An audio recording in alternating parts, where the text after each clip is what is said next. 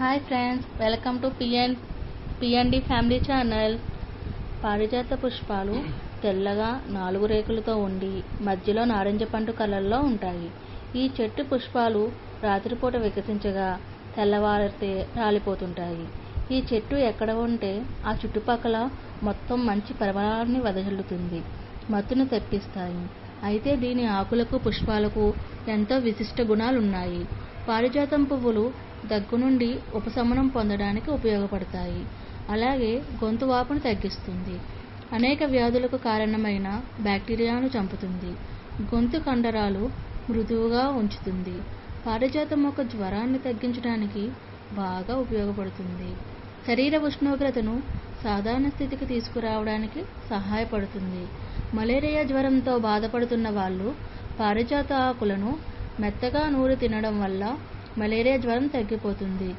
అంతేకాకుండా పూర్తి శరీర ఆరోగ్యాన్ని కూడా కాపాడుతుంది. ఒత్తిడి, ఆందోళన తగ్గడానికి పారిజాతం నూనె ఎంతో ఉపయోగపడుతుంది. మెదడులోని సెరటోనిన్ స్థాయిలను పెంచుతుంది. మానసికంగా ప్రశాంతంగా ఉంచుతుంది. వ్యాధులకు కారణమైన బ్యాక్టీరియాను పెరగకుండా చేస్తుంది. దీనివల్ల అంటువ్యాధులు రాకుండా ఉంటాయి. చర్మ సమస్యలు రాకుండా పారిజాతం మొక్క ఉపయోగపడుతుంది. చర్మంపై ఏర్పడే మచ్చలను పోగొడుతుంది.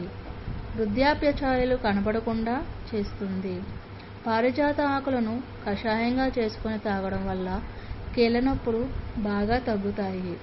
అందుకే ఎక్కువగా పారిజాత మొక్కను ఆయుర్వేద మందులలో వాడుతూ ఉంటారు. సో ఫ్రెండ్స్, పారిజాత మొక్కను పెంచుకోవడం వల్ల మనకు కలిగే లాభాలు ఏంటో ఈ వీడియోలో తెలుసుకున్నాం కదా. ప్రతి ఒక్కరూ పారిజాత మొక్కల యొక్క విశేషాలు తెలుసుకోండి. సో మీకు ఈ వీడియో నచ్చితే please do like, share, subscribe, comment చేయండి ఫ్రెండ్స్. మరిన్ని వీడియోస్ కోసం మా ఛానల్ని, పిఎన్డి ఫ్యామిలీ ఛానల్ని సబ్స్క్రైబ్ చేసుకోండి. డైలీ మీకు వీడియోస్ ఇలాంటి మంచి మంచి వీడియోస్ వస్తాయి.